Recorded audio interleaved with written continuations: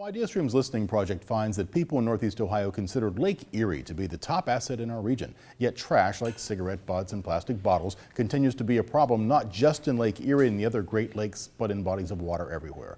Yesterday here in Cleveland, experts and stakeholders in marine debris, as it's called, gathered to discuss the effects debris has on people and marine health and ways to clean it up. IdeaStream's Great Lakes reporter Elizabeth Miller was there. She's now with Darielle Snipes.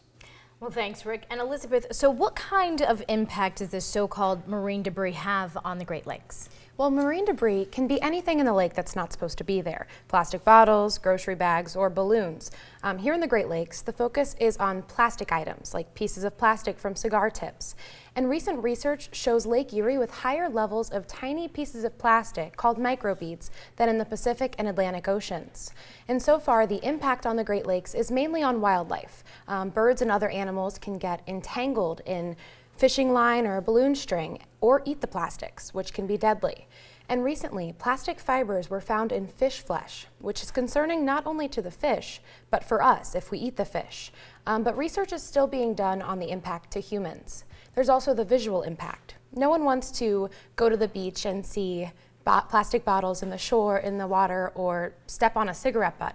And the look of our lakes could potentially affect the number of people who want to visit our lakes. Yes, and we definitely want to go to the lakes and enjoy it. So there is a plan that came out in 2018 that aims to reduce the plastic marine debris across the Great Lakes. Can you tell me more? Yeah, so the plan has a long name, the Great Lakes Land-Based Marine Debris Action Plan. It was released in 2014 from a NOAA researcher named Sarah Lowe, and it's a 5-year plan that ends in 2019, mainly focused on increasing knowledge and educating the public, removing debris from the lake, and learning more about where this debris is coming from.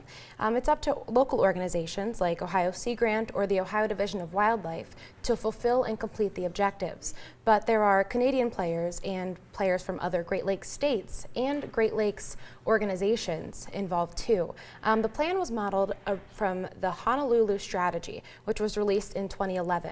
It's a global framework for reducing marine debris. And so NOAA researchers decided that they needed something a little more specific to the Great Lakes, which is where this plan comes from. And at yesterday's meeting, which was hosted by the Cleveland Office of Sustainability, it was announced that 11 of the actions have been completed, 32 are still in progress, and 10 have not yet been started. It was also shared yesterday that 15,000 students have been educated about plastic debris in the Great Lakes. Well, good. That sounds great. And so besides not littering, what else can we do to solve this problem? Well, the Alliance for the Great Lakes hosts beach cleanups, which is a really great organized way to go and actually clean up the beach.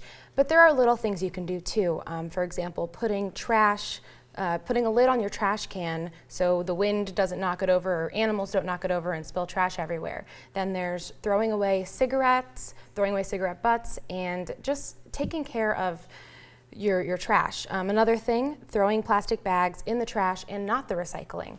But there's still a need for education, especially in Northeast Ohio.